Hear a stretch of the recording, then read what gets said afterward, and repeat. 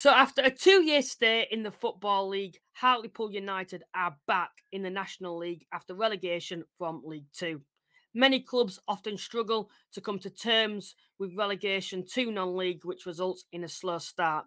However, I'm going to tell you why Hartlepool United can adjust to non-league football and can bounce straight back to the Football League. So if you're watching this for the first time, please remember to like and subscribe. This is the home of National League football. Hartlepool fans, if you are watching this, please consider it. We cover the National League in depth with analytical data. If you're not a Hartlepool fan, do the exact same. If you're a fan of National League, you're clearly watching this, so please consider subscribing to the channel. Anyway, let's get into the video. Now, obviously, I'm talking about Hartlepool in quite a positive light. I'm talking about a side that's just been relegated from the Football League, and I'm talking about them challenging for a promotion, which sort of a bit of a juxtaposition to, my opinion on sides that do come down to the division overall. I often say that former Football League sides often have a shock when they come to the National League.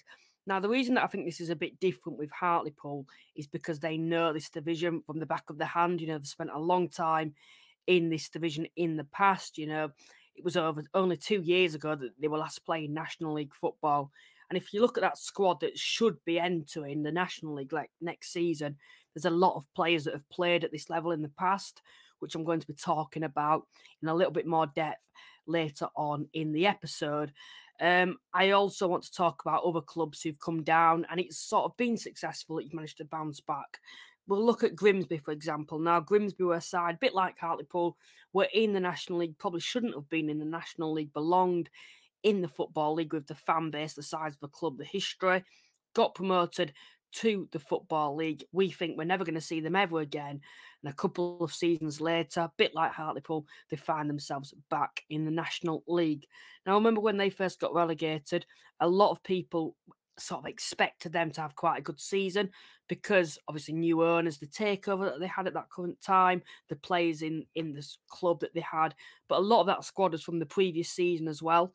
And the reason that I think they were so successful is because they knew the division. They had players that were proven at this level, which showed to be so successful that season when they managed to get up through the playoffs. And I do think it's a very similar situation with Hartlepool. Of course, that's not the main reason, because I don't think that's a big enough reason. Just because Hartlepool have been in this division before is a reason why they're going to be so successful. But I do think it's going to have a massive impact on how they perform next season. It's a massive positive compared to someone like Rochdale that's never really experienced this division before, don't have too many players that have ever played at this level.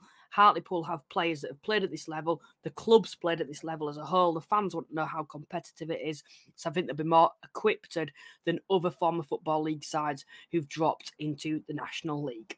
I feel it's only right that we discuss the manager who should hopefully be taking charge of Hartlepool United in the National League next season. In my opinion, this is the right man for the job. I don't think there's any other man that could do a decent job, to be honest, next season, or a job as good as I'm expecting from this man. And of course, it is John Askey. Now, John Askey was the manager, of course, for the second half of the season, last quarter of the season, maybe even last season at Hartlepool. And I think he did quite a decent job. 13 games that he had. He couldn't particularly bring in any of his own players. 13 games to save Hartlepool United. He was only actually defeated 3 times. Of course, a lot of draws in those games. But he actually went 8 games unbeaten at Hartlepool. And then, I've said 3 defeats on the bounce. And that was the reason that Hartlepool went down in the end. We don't just look at his time at Hartlepool last season, which in my opinion is quite successful considering the squad that he had. I also want to look back at his times at Macclesfield and York. For example, at Macclesfield, against all the odds, when Macclesfield were going through a lot of financial issues at that time in 2018, he managed to win the league with Macclesfield and get them promoted to the Football League against all the odds. I also want to look at his time at York. He went to York a couple of years later after a few spells with Shrewsbury and Port Vale.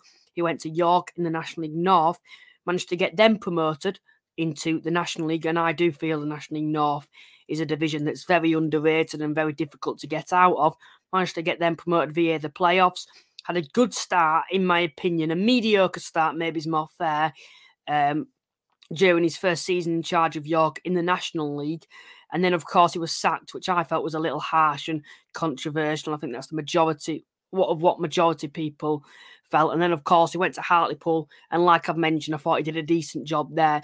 Now, if he's in charge of the squad next season with his experience, he has to be the right man for the job. I think Hartlepool fans will agree. If he's in charge next season, a man who knows this division from the back of his hand, I honestly think Hartlepool will be fine, especially with full summer to bring in his own players as well. So in front of me here, I've got the retain list for Hartlepool United. So these are players that are obviously going to be signing on next season and those who have been released. I'm basically going to identify it, give my opinions on it, and another reason why I feel that Hartlepool will be quite successful next season with the players that will be staying at the club. And I'm basically going to spell out why I think Hartlepool will be so successful with the players that they've got. And also later, after I've done this, I'll be discussing some of the players that I feel Hartlepool United should be going into to try and sign to replace those that have been released and those that they've been unable to keep. So we'll have a quick look at the retain list then. So first player still under contract is Callum Cook. So these players should stay at the club. It's actually Hartlepool, have the right to sell them. Someone would have to come in for a fee to sell these players from Hartlepool. So it's in their hands to keep these at the moment. So Callum Cook, the first one, League One experience, probably one of the highest ratings based off football analysis sites and data. He had, I think, the highest rating last season for Hartlepool, was a candidate for player of the season.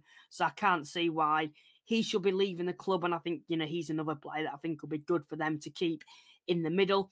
Tom Crawford was one of the promising players as well, I thought, and it's major that they've kept him as well. He has a lot of potential, I feel, with him only still being young. Also, has previous National League experience at the likes of Fylde. Actually was with the club last time they were in this division, was quite young then, didn't really get too much game time, but with him being a bit more experienced now, I think that's a key player to have next season heading into next campaign. Josh Umrot, now I don't really need to spell this out anymore, do I? This player, he's a proven goal scorer at not just at this level, but the level above. Last season, in a Hartlepool side that had been relegated, he scored 12 goals last season. The previous season with Wealdstone in this division, who were also quite mediocre at the time, he scored 16 goals with them. So he's totally a proven goal scorer. So I always say sides that have a proven goal scorer at this level will be successful, and that's what they've got. So if you've got a proven goal scorer at this level, like Hartlepool do, I think they'll be on to something next season. I'd be expecting him to get over 16 goals in this Hartlepool side next season, so that's another major factor why I feel they'll be quite successful. Dan Dodds, I think, was actually the player of the season last season for Hartlepool. Quite a young centre-half, got a lot of potential, I feel. Definitely was probably, in my opinion, from what I've seen, the best player and the most key player for them last season. Having him in this division, I feel, will be crucial next season. Having a centre half like him, you're going to have quite a good season, in my opinion. David Ferguson has previous National League experience with the club. I think was with them last time they were in the National League. You've also got Oliver Finney, I think it is. He's been at the higher levels before. I think he's been at the likes of Crewe in League One. So another player that's got a bit of experience a little bit higher up. Of course, hasn't played at this level before, but I still feels quite a good player to have next season in the middle. You've also got Jake Hasty. Now, I had to do my research on this and a few of these, to be honest. Obviously, I've looked at him and he's been at the likes of Rangers before, played in the Scottish Premiership before. I know Rangers actually signed him for Motherwell, so there must be someone in there for him to be successful. I don't know how much game time he's going to get next season. He hasn't particularly played too much for Hartlepool, but it's another player to add. Alex Lacey, I remember him. He's been at Notts County, quite well thought of there. Was actually with Hartlepool, I believe, when they got promoted to the National League as well, and was good there. I honestly can't. I don't understand why someone hasn't come in for him, to be honest, which they may still do, but he's a quality centre half. So yeah, it's another great player to have. Ewan Murray, I think it is. Honestly, don't know too much about this guy, to be honest. I think he might be. Is he the backup? No, I think I'm not too sure, to be honest, on him.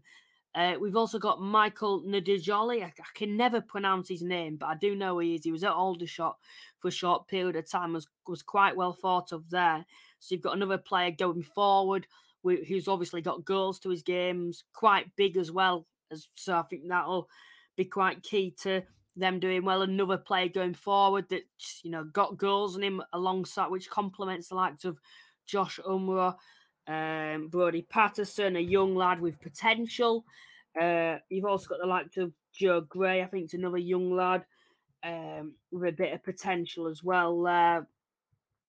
So those are the players that will be staying at the club and, well, should be staying at the club next season. And it's full of National League experience, in my opinion, and players with a lot of potential. The likes of him, potential.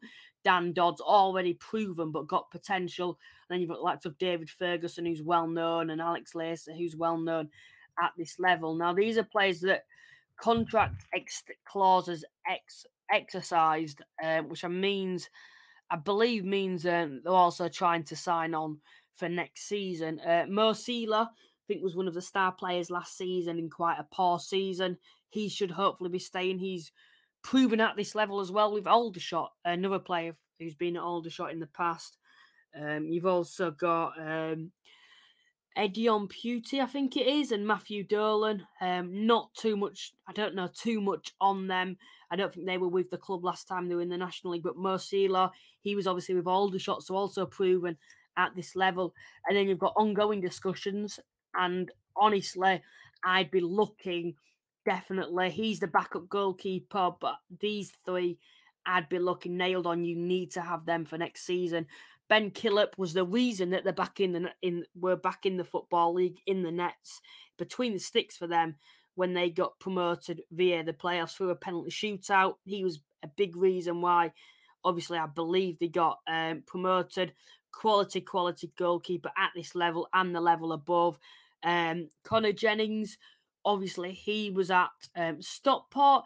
Maybe not so prolific as what he once was, but he's proven at this level. I think he was at Aldershot for, not Aldershot, Altrincham for a short period of time.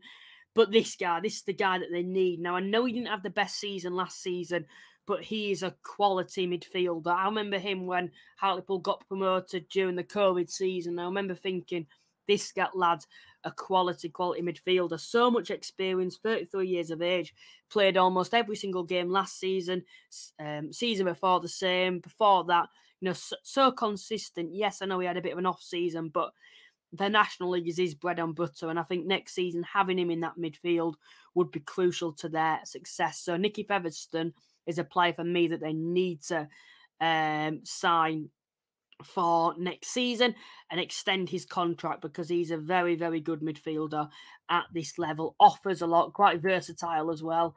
Then you've got the players that have been released. There's no one here that I think's a massive, massive loss, to be honest. I think if you look at the loans, there is. But I think you look at these, a winger there, another winger, Wes McDonald. I think he's aging as well. Mohamed Niang, I think, was quite a good player in the midfield last season. Jamie Sterling, no, he's a big one. I remember him when he was in the National League last time. I believe he's a wing back and he's a good player, so they need to replace that and find a good replacement for him, because he's a good midfield, good left back, I think it is. So yeah, they need to find a replacement for him, and probably a couple of wingers. And I think they'll be on to something next season. Players returning. Jack Hamilton was out, I think, at Blackpool, I believe, and then I can never pronounce his name either, but I think he was at Blackburn. Might be wrong with that. I know he had a spell with Man United at some point. But honestly, I look at this squad as a whole, I look at the players that they've got, and they should be comfortably in those playoff places next season, especially considering that they haven't even signed anyone yet. If they can keep these players down here, in the likes of Mo Seela, I think they'll be very, very strong next season. And then hopefully extending especially his contract, I think they'll be onto something next season and will be quite successful once again. I do think they can challenge. I do think they have the potential to challenge. So in terms of potential transfers for Hartlepool to sign, now realistic players that I'm looking at that I feel that they have the financial backing to sign, players that would, geographically want to move to. Now the first player that I'm looking at, and of course they need someone at right back to replace Sterry, who's left the club.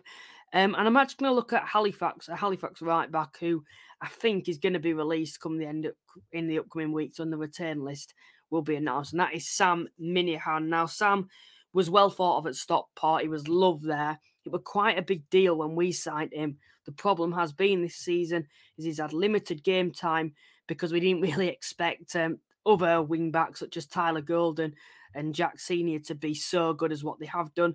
He had a slight spell in the side, and to be fair, when he was with us at the start of the season and playing regularly, I actually thought he was a quality player, and I could see why Stockport fans rated him so highly. He's been around the non-league game for a very long time, well known. He's obviously had a spell with Rochdale when he was a lot younger as well. John Askey will be well aware of him, and I think realistically as a replacement, I think that'd be a perfect replacement as long as you give him the game time that I feel a player like that deserves. Next player I'm going to talk about then, who I think realistically could leave to join Hartlepool, and it's from Gates. And now I do believe there's been a lot of speculation about him actually joining Hartlepool. I don't know if it's just people putting two and two together because geographically it works, which it does, to be fair, and that is Owen Bailey, who obviously started his career at Newcastle, was released there, went to Gateshead, had a good season at Gateshead last season. I was quite surprised that they have released him. I do feel there'll be not issues as such, but I think there'll be reasons behind the scenes why he has departed from the club. I don't think Gateshead have had much of a say, to be honest, on him staying at the club. And it might be because a side like Hartlepool, who obviously will have more financial resources, are probably sniffing at him. And I think he'd be a key player, and it'd be such a Hartlepool sort of signing, someone in the midfield from the local area as well. Honestly, I don't see how he can go wrong. Young still, only 24-year-old, got a bright future in my opinion, and I think if you're looking for young players who are hungry, know this division, he'd be the perfect player for Hartlepool next season. Scored 5 goals as well for Gateshead last season. Next one might be a little unrealistic, maybe you might say, but there has been rumours in the past about him joining Hartlepool. This was a couple of years ago, but Cal Roberts. Now, Cal Roberts was, of course, at Notts County. I think he was seen as a king when he was at Notts County. Notts fans, from what I've heard, rated him very, very highly. The issue was with him, and has been throughout his career, has been injuries. And then obviously he moved from Notts County to Aberdeen. And so far he hasn't particularly played much. I think he's only made 3 appearances for Aberdeen. He's actually from, Newcastle. He's from up north. So it is geographically suitable, I think, for him to sign for someone like Hartlepool. He'd clearly be the star man there. There'll be a lot of persuasion, but I think geographically it'll work, like I've mentioned with other players as well. I honestly feel that it wouldn't shock me. I think it'd shock a lot of people and probably would shock me, but I wouldn't be too surprised if he did make that move there. He has been rumoured with them in the past. And from what I've seen on Twitter from Tom Williams, who's talked a bit about him and him moving there, he also mentioned that they've been rumoured to a non-league club in the past. And I think if there was any non-league club that it'd be rumoured to at the moment, it'd be someone like Hartlepool. Next player that I'm going to be discussing then is a striker, and it is Billy Chadwick. Now, Billy Chadwick has been with Hull City since he was a child, well thought of there, and it isn't actually too far from Hartlepool. So once again, that famous word, geographically, it does make sense for him to move there, as he has actually just been released from Hull City. He's had spells at Halifax in the past, another club that I know as a Halifax fan. We've been rumoured with him, signing him in the summer, and honestly, I'd love to see him back. But from what I've seen from our manager, it doesn't sound like he's not too keen on him. But last season, more importantly, scored 11 goals for Boston in 20 appearances in the second half of the season as well. I may add 11 goals in 20 appearances, which is less than half the season. That's very impressive. You know, you'd be getting over 22 goals on average if he carried on and played for the full season. So I think having him up top with Josh Umrah, you've got that big man in Umrah and the small man playing off him in Billy Chadwick, I think would work a treat for Hartlepool next season. He'd definitely be someone that realistically, which I think it is, someone that I'd definitely be looking at next season. One final potential signing then for Hartlepool United is another midfielder, and I'm looking at Michael Oyeleke, I think that's how you pronounce it, who has just been released by Chesterfield. Now, the previous season, the one that's just gone, Oyeleke struggled for a lot of game time because of the amount of depth that Chesterfield have and the midfielders that were brought in the previous summer with the likes of Ollie Banks. He fell further down the pecking order. However, if you look at the previous season, the season when Chesterfield dropped off, before he had quite a significant injury, he was one of the key parts and reasons why Chesterfield started so strong when they were near the top of the league before it all started falling to pieces with the manager leaving, players getting injured. Now, he was one of the big reasons why they fell apart, and that's because of his injury in the middle. You know, he dominates the football. He dominates the play, I should say, in the middle of the park. And I think he'd do that for Hartlepool. He's the sort of player that I feel Hartlepool will need next season in the National League. Very physical, big physical player that offers a lot going forward and also defensively. So he'd be my final signing as Hartlepool to have a look at. Overall, like I've mentioned, I've given you rumours about Hartlepool players that they should sign, and I feel if they do, they'll be in the right direction to hopefully be challenging again next season. I've looked at the return list, and honestly, it looks pretty healthy to me, especially if they extend the contracts of the likes of Nicky Featherstone and, of course, Killip as well, the goalkeeper too. Honestly, I cannot see why Hartlepool can't be competing towards the top next season. I know I've mentioned a lot of sides that come down and how they struggle and adjust, no matter how big the club is and the players that they have. But I look at Hartlepool and I look at the amount of National League experience, I look at the manager and I look at some potential transfers and rumours.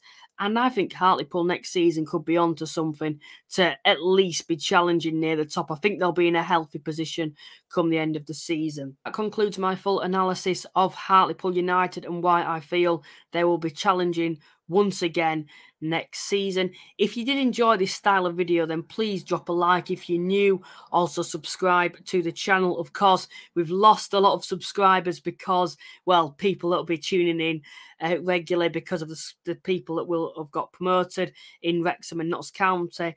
And of course, those have been relegated. So we'll have less people tuning in at the moment. For those new to the division, like Hartlepool fans, please remember to like and subscribe. I give you regular content on the Vanarama National League weekly shows. Full analysis of the division. I try to be as in-depth as I can. I try to do my research on videos like this. So please, if you did enjoy this video, please remember to drop a like and subscribe, and we'll hopefully be doing one on Rochdale. Bye for now.